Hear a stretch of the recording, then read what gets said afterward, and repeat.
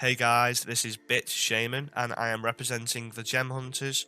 Just to give you an idea of who we are, the Gem Hunters are a friendly microcap community who hunt for tiny projects that have solid fundamentals, hardworking, transparent teams that offer our investors huge upside potential with very little downside risk. And we are now 1 year old as of just over a month ago, and we're celebrating that anniversary with a giveaway. So please check the description for information on that giveaway and the group. Over the last year, we have found some very successful projects that have gone on to be major players, and we are very confident that Sentivate will go on to be the same. Please check out the description once again for any information on Sentivate. Cheers, guys. Okay, I would now like to welcome 3 members of the Sentivate team: Tom Marchi, Matt Karasiewicz, and Jordy Manyoma. It's great to have you back at the Gem Hunters for round 2 of the Sentivate Q&A. I know you guys have been busy lately, so we really appreciate the time that you've set aside, especially for us, our members, and other communities. I know I can speak for a lot of us, but this is like having the opportunity to speak to a CEO like Steve Jobs or Elon Musk before their product hit it big. That's how a lot of us feel about the direction of Sentivate and where it's heading. We really feel like this project will be an integral part of internet computing in the very near future, and judging by the price of it right now, guys, you can't go wrong, in my opinion, investing in such a highly potential project at such a low price. I'll start with a question for Tom. Can you please tell me and our community about Sentivate and what exactly you're trying to achieve? Yeah, so a great way to kind of look at it, I think most people can kind of comprehend this because it's a more layman's view of it, is right now it's effectively an alt web, so an alternative, web, an alternative experience, built on totally different technology that's kind of been reimagined, and obviously introducing some new tech. So the word we like to use is UW, or the Universal Web, and this gives people kind of an idea compared to the World Wide Web. So for us, we're taking on a much bigger goal, a much bigger idea, and looking at where the web is going to be or where it's heading, as opposed to where it is now. We're introducing a new protocol which replaces HTTP, UDSP. We're introducing a different type of DNS system, which we call the DIS, Domain Information System. We have new stuff coming in to the web that changes kind of how you interact with it, how you use it, and the features that kind of are available out of the box for it, like the identity registrar. This is stuff that will get rid of kind of passwords and usernames, and people will more have like profiles for the web, and in a way that's why we call it the identity registrar or identity certificates. You have these cryptographic certificates, which obviously have your key pairs in it, and those are actual VIAT key pairs, as well as they are kind of the basis for establishing an encrypted connection from server to client, or another destination if you're doing P2P type of stuff. But that's a specific protocol that we have for that as well. We have different P2P CDN solutions we're also working on that will kind of bring on the hybrid nature of it. Obviously, VIAT ties into UDSP with its proof of work inside UDSP packets as packet puzzles. So yeah, there's 2 different networks being built for Sentivate. There's the Universal Web, and then there's VIAT. So when people say the Sentivate network, what they're really saying is both the Universal Web network and the VIAT network.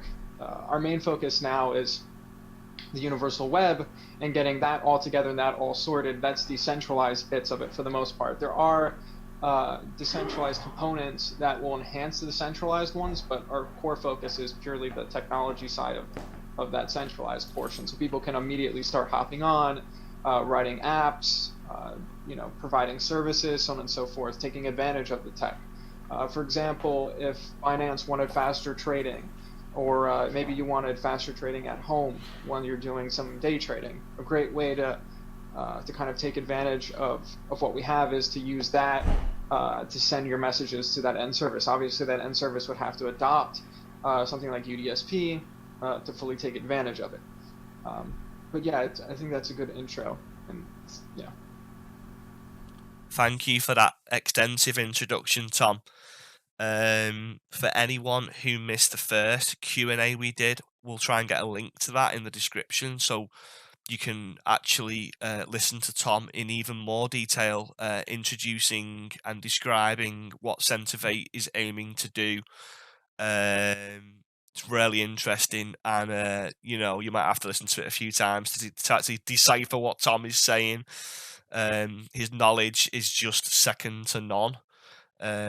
He lives this project. This is what really interests me and the group, is the fact that there's a lot of CEOs and developers who they come on and they talk a good talk, and but they don't walk the walk.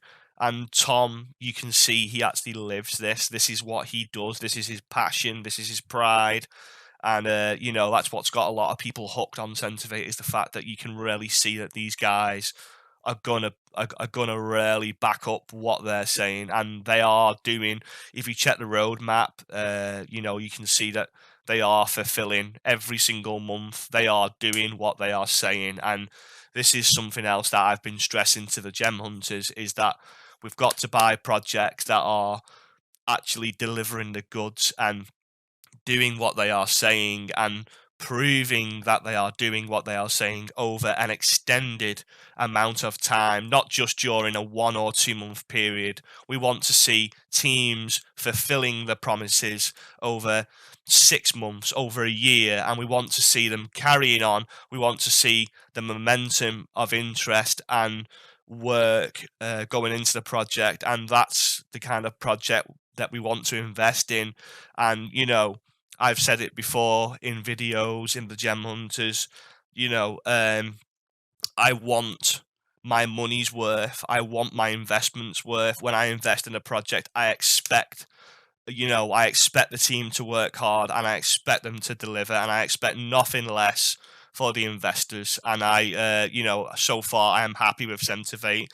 They've got a huge community backing the project, and they are doing what they are saying, and that is the key. So many projects are just not delivering. They are not updating the communities, and it's letting investors down, and people are losing a lot of money. So I'm really happy with Sentivate, and thank you so much to you guys for carrying on doing what you do best.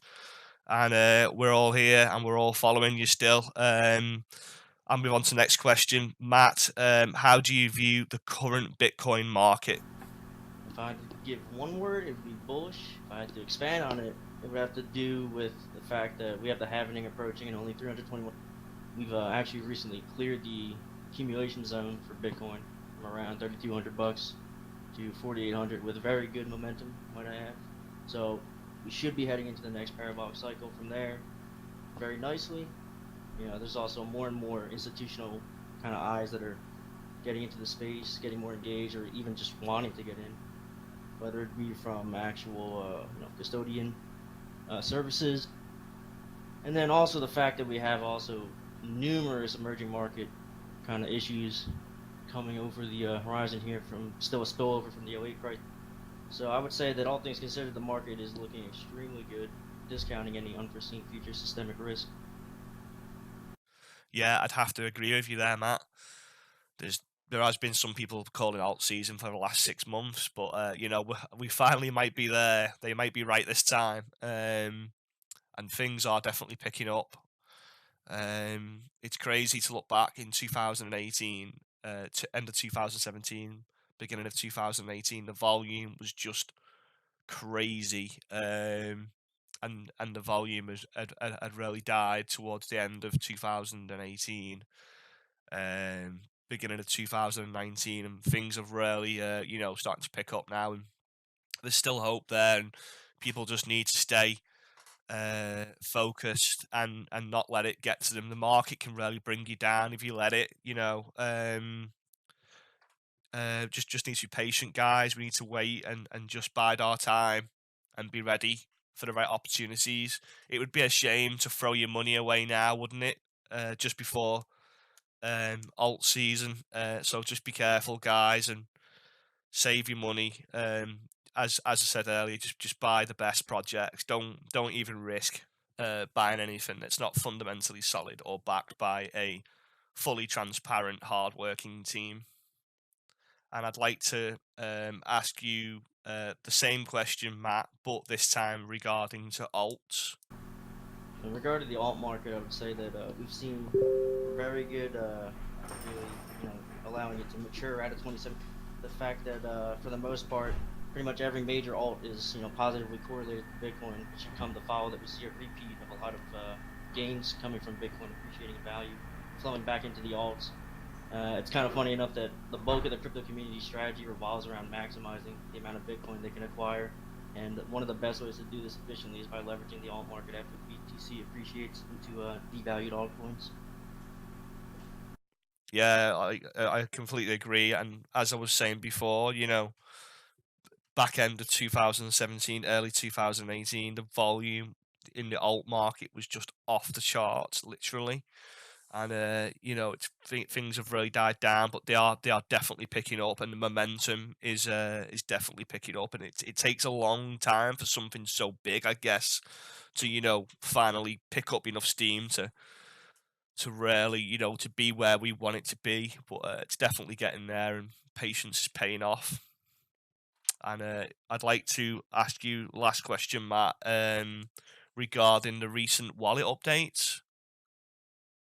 So there were some concerns the community had for us. To us, all that matters is addressing any and all concerns the community has in the best possible manner.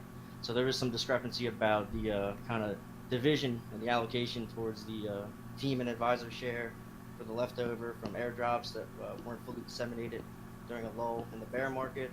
And the community was in favor of remedying this with splitting up the allocations from the main wallet for the team and advisors. From the rest, it's a simple enough solution for something that we take very seriously, though. So happy that worked out well. Thanks for explaining that, Matt. Yeah, I just going back to what I was saying earlier about transparent teams. It's nice to see that Sentivate has listened to the community and has acted on what the investors want, and you can see straight away, it's not hard to break down. You can see that Sentivate team has been listening to the community, and they are backing the community and their own investors, and in return they get the backing of the investors, and that's exactly what's happened. The community is thriving, and it's nice to see in these market conditions. Okay, I'm going to move back to Tom now. Thank you, Matt, for answering them questions. I really appreciate you making the time and effort. Tom, Sentivate calls itself the future of the web. Can you tell us what you see wrong with the current state of the web and what must change? So the web kind of has a plethora of issues. Some of it is technical and some of it is philosophical. The technical concerns are mainly related to the protocol, and we've seen stuff, and that's specifically HTTP and TLS, obviously being the encryption layer. So that in and of itself, we've had companies like Google work on stuff for years now to solve this problem, and they've been using it internally themselves, which is a custom UDP protocol called Quick. But there's only specific use cases for that. When they're introducing Quick, it's about replacing the functionality that HTTP already has. It's not about where's the web heading type of situation, and changing the way the protocol functions itself and adding all these additional features. It's more of just, okay, we need to transfer data a little bit faster, but the semantics are kind of all the same. That's why we have something like HTTP3 that recently got announced, and we've been advocating for a custom UDP protocol for a while and dropping TCP from the stack in favor of a more custom reliability algorithm and kind of all the cool stuff that comes along with, and the freedom mainly that comes along with a custom UDP based protocol. There's a lot of flexibility there. You can update stuff, you can change stuff really quickly, really easily, and kind of have like rolling updates coming out. So what Google's been doing was using this Quick protocol in all Google Chrome based browsers, and then Google services. And they've seen a % increase. I think it was maybe in the low, I know it was sub 10%. I think maybe it was around 3%. I'm not sure exactly, of improvement.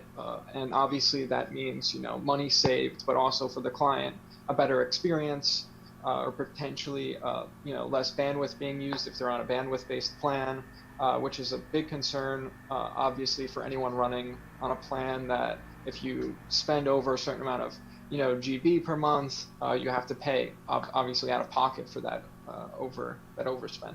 But yeah, so the protocol is an issue in and of itself. And there's a few different concerns there. It's not just about, okay, we need to replace the functionality that HTTP has, just be more efficient at it.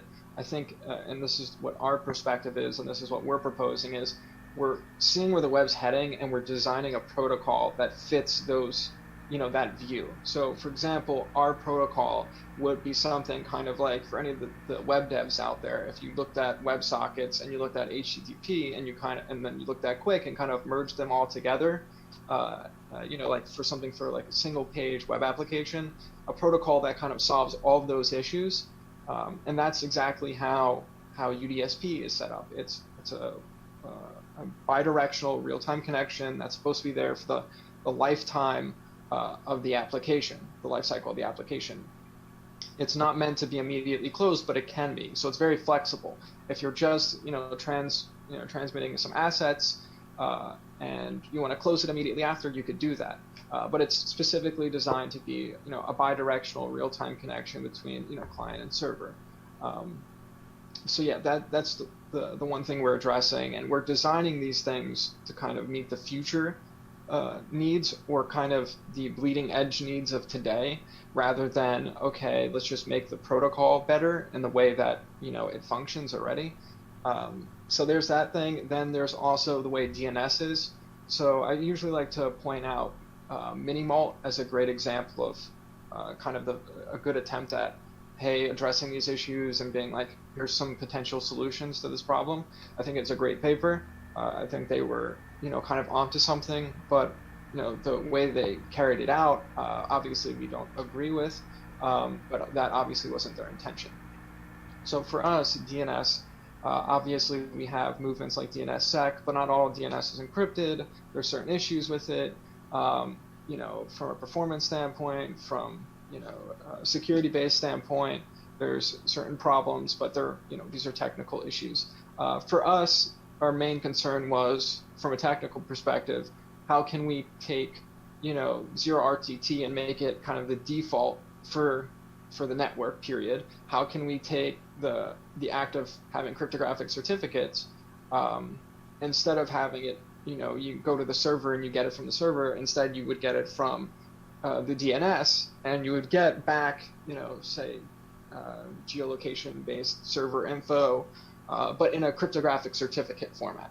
So you would get the routing information in addition to the key pairs, cryptographic key pairs, with a certificate. So it's a signed certificate. You can validate this, the full 9, and then you can connect using a zero RTT connection to the service. Now, in certain situations, if you're connecting to a test network or something of that sort, you can still take advantage of having to connect to that service and then requesting the certificate. So that's still possible. Obviously, you wouldn't have zero RTT in that respect. You'd have a much different setup, but the flexibility is there. By default, nonetheless, it's all about zero RTT and getting everything in an encrypted format from one source, which is the GIS. And we're designing it kind of like how Cloudflare approaches it, where you have a very near instant time to live. You can make changes relatively quickly. It's a nice interface. It's not complicated, and it kind of spreads out through the network in a fairly quick fashion. So there's that, and the other things that we're kind of looking at from a philosophical perspective is kind of like how ICANN comes into play here. Their view on how domains are regulated, and how stuff like trademark law gets involved, and you can get your domain basically back if you have a trademark on it. Things like that nature is we're also addressing, but the way we've addressed it is it's different rules and regulations for domains. So you have to be categorized. The domain has to fit a category. If it is a news site, it has to be on a news domain. That's roughly speaking, of course. There's always exceptions and whatnot. If you're running a store, obviously, like Newegg, for example, it's going to be on a .store extension. You can't, this way, if you're distributing something like malware, for example, and its intention is to spread malware or spyware or something of this sort, you can get your domain disabled, right? Obviously, it's designed so that you can protect the web in and of itself from potentially bad actors. And this is in addition to identity certificates. It allows you to kind of disable certain issues that might come up. But that's the more philosophical end. That's where the human element comes in. It's not code-based. It's meant to be flexible for a reason. It's nothing that's hard-coded into it, and that would be making decisions for people and all that stuff. It's more of like you report this domain, or we find it, and there's an investigation. And obviously, if it's more complicated, like trademark law and whatnot, we let the courts handle it before obviously making a decision. We let people arbitrate that and deal with that. But yeah, I think that about summarizes it.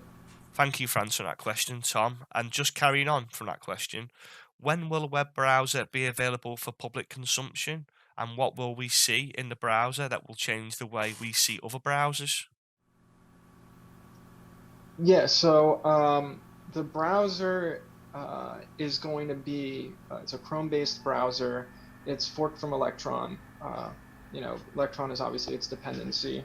It's similar to, kind of how other browsers or other applications have used Electron in the past. So, we get rolling updates with it. If a new version of it comes out, it's a new version of Node. It's a new version of Chrome. It's a very similar experience. Obviously, the GUI is all on our end. We're making the GUI, the back end, like that. All that stuff is obviously on our end. But for the most part, like the web-based technologies that will be coming out, we'll be able to advance with the web that's we have today and the browsers that we have today. So if a new feature comes out in JavaScript, we'll also be able to have it. So the developer experience to the user experience will be, for the most part, seamless. It'll look very similar to an average day browser. We'll have a Viat integration at some point. When Viat launches, you'll be able to, in addition to your profiles, effectively, they're also Viat wallets.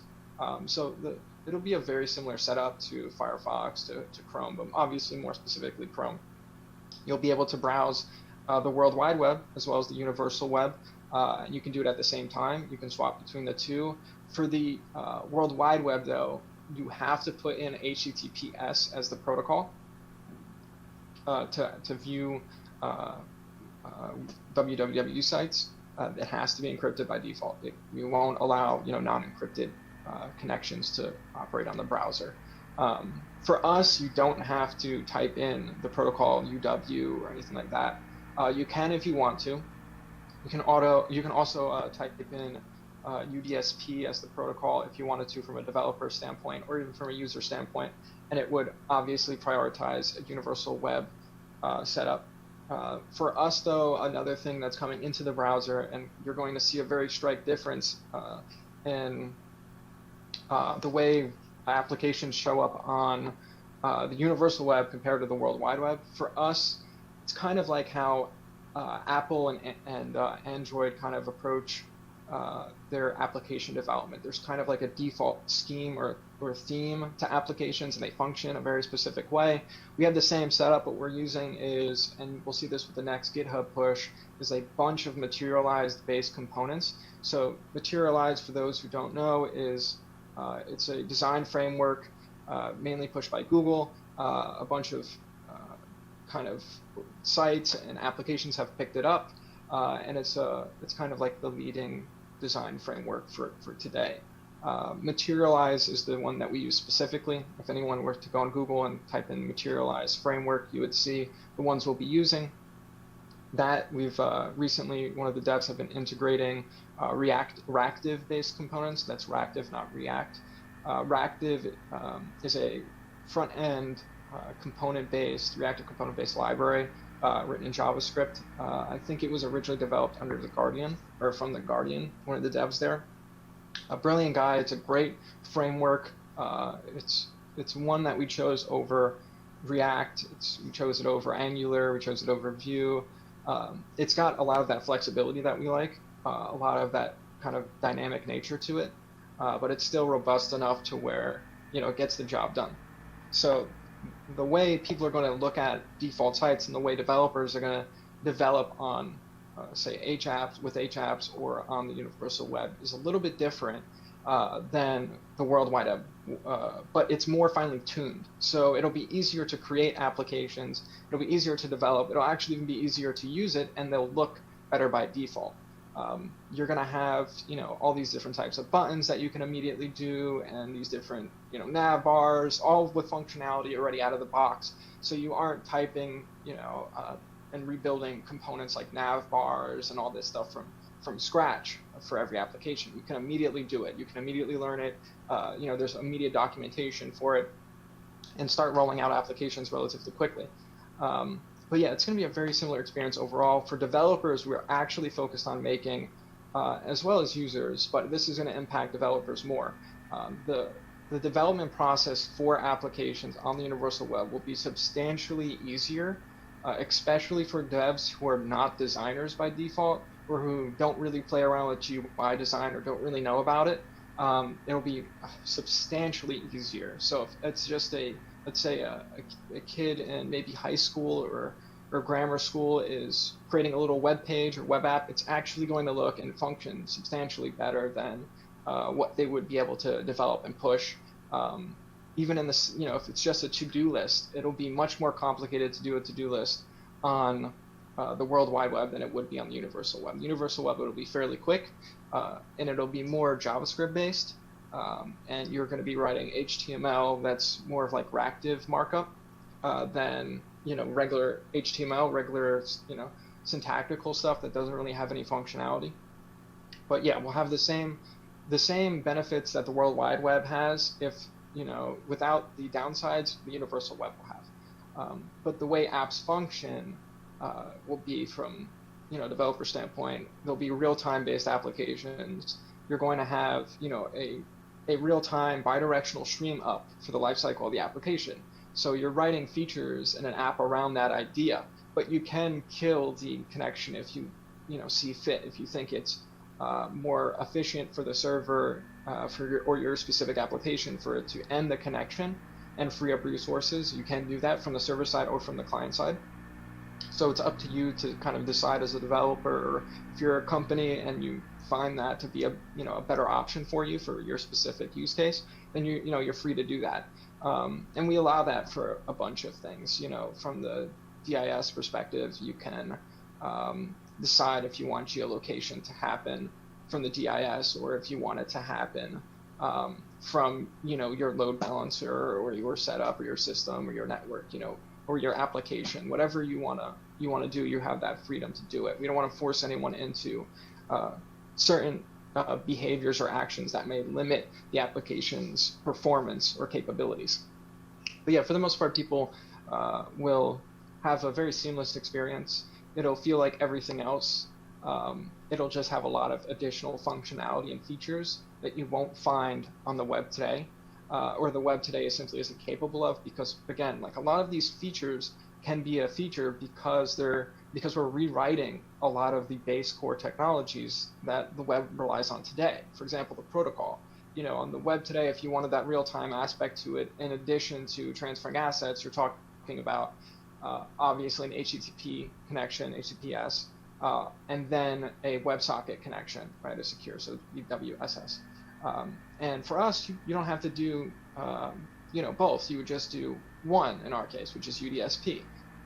And then you have the freedom to change the reliability per request, and change kind of when you want the connection to die, or if you want to ping pong to keep the connection open, or if you want to do puzzles to keep the connection open. If the client has to solve a certain puzzle, which would yield fiat via proof of work in the packet. There's a lot of flexibility there, but for the most part, users won't even know that's going on. They're just going to get a really seamless experience where they have, a web that already looks good by default, that functions better than the web we have today, that's easier to use, that just looks better all around. But yeah, the experience overall will be exactly what you get today, plus a whole lot more in terms of features. Thank you for another extensive answer. I think a lot of us get lost in the technicalities of your answers, Tom. I think we're beginning to really appreciate and respect how comprehensive and extensive, Sentivate is, and the kind of environment and work that you're exposed to on a daily basis is just eye-opening to a lot of us. So it's nice to see that you are fully immersed and really not only clued up, but so motivated and passionate about what you do. So once again, thank you. Okay, then I'll ask you one more question, then Tom, and then we'll go over to public to allow them to ask questions. How would the average user integrate Sentivate into their browsing experience? Is it aimed at the average user? Yeah, so initially our first and primary concern is actually bringing on developers. So we want to, and developers and companies. So we wanted to make it, there has to be certain advantages to developers and companies to want to use this technology for, you to have actual adoption. Users wanting it is really a second priority. If developers don't take it and build stuff with it, there's nothing for users to use. So from that perspective, and that's why we place a huge interest on and focus on the development experience just in general and the benefits that companies can get from using this type of technology. Because if you don't have developers or companies who want to use the technology, you're not going to have anything for users to use. That usually always comes second. The features and advancements come with the technology, developers use it, and then users end up using it, and then it spreads from that way. But yeah, it's going to be a pretty streamlined experience, and it's a very similar experience, but it's not meant for you to install this to a Chrome browser. It's not meant to be installed to a Firefox, browser. It's not a plugin. There has been some talk about allowing that to happen at some point, but it'd be a very degraded experience at that. And there's certain restrictions that will most likely make it impossible or illogical or irrational to do. For us, you're going to download a browser. This browser is going to look very similar to Chrome. It's going to act very similar to Chrome, especially if you're a developer. And you'll have, everything you pretty much can do on Chrome, you should be able to do on ours, on the Sentivate browser. Now, there are some exceptions. If you're the Google integration, for example, we don't want that, obviously. We don't want statistics being pumped to Google. We don't want any adware related stuff. There's plugins that may not be available. That is a Chrome-based plugin, let's say. We can allow it. It is possible, but it's not a focus of ours.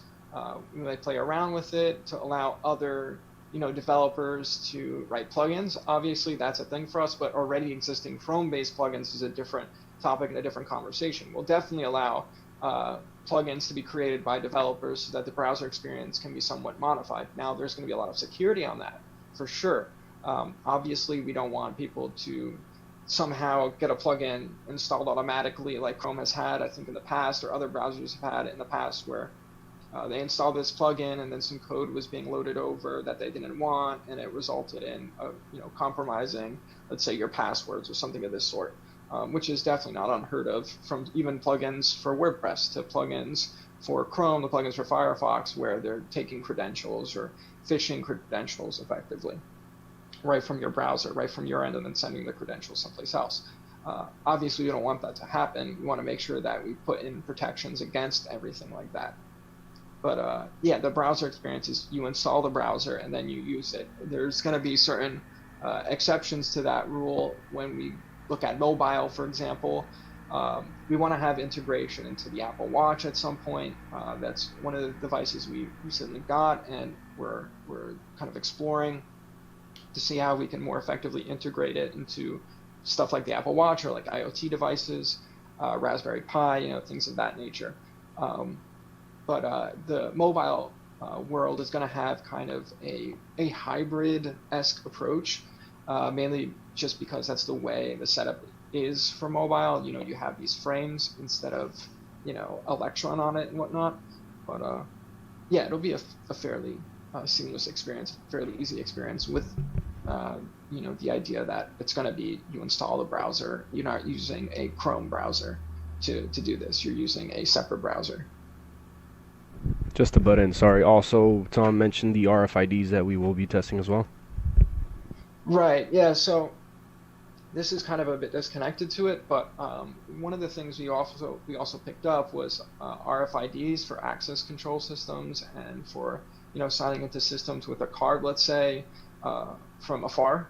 And we're kind of gearing this, though, obviously, for kind of like big tech guys who just kind of want to explore that area, but also for companies who have access control systems, or let's say they want to remove credentials from a building for a certain person in real time at any location. There's certain solutions that we're building out for that, where it integrates the RFID, let's say your card, with identity certificates.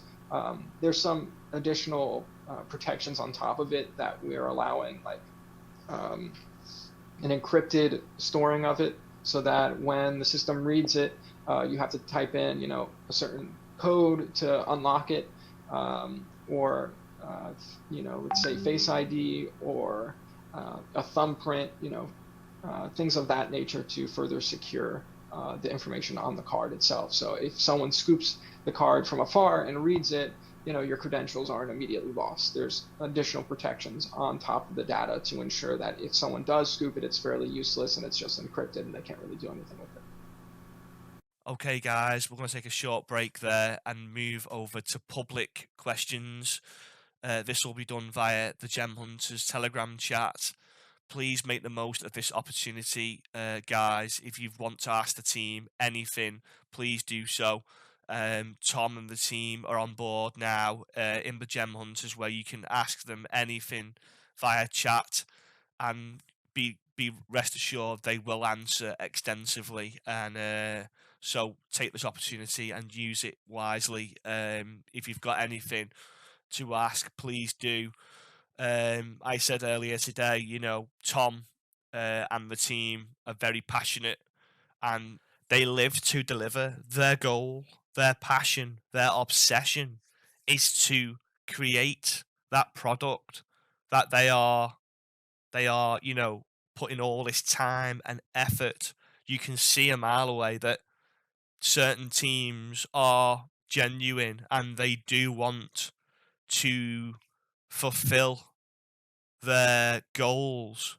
But you see other teams where their goal was just to make money, and once they've made it, the updates and the product goes out the window. They're not interested. They fulfilled their goal, and that was taking your money. So you can really pick apart teams by going into Telegram and Discord and talking to team members. And a lot of these smaller cap coins and tokens, you have got the opportunity. The developers will sit and talk to the communities, and you have got that opportunity to ask these guys anything. And a lot of people wouldn't know where to start, but there rarely are. There rarely are things you can ask developers and teams, and they could be default questions every single time.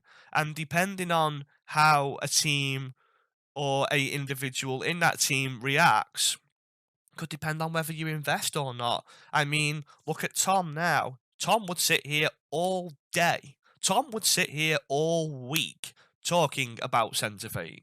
He is obsessed. He lives it. This is his life. That is why I'm happy to invest in Sentivate, and I'm happy to promote Sentivate, and I'm happy to sit here talking about it all day myself, because this guy inspires me to talk about it. And you've not just got Tom behind the wheel, you've got a team of enthusiastic, motivated, hardworking individuals who all commit. But the best part is that Tom is the driving force, and everyone is looking to Tom. And every project, every group, every team needs that driving force. They need that one individual, that leadership that they can look up to and just pull the cords and pull the strings and inspire everyone. And that's what Tom does. He inspires everyone. And it's a huge driving force, and it's gonna really bring a hell of a lot of attention to Sentivate, and it already has brought a lot of attention. But he's got a lot of interviews coming up, and Sentivate is going mainstream. It's not just people in crypto who are interested in Sentivate. I told a story in the Gem Hunters chat a few months ago about a friend who I worked with.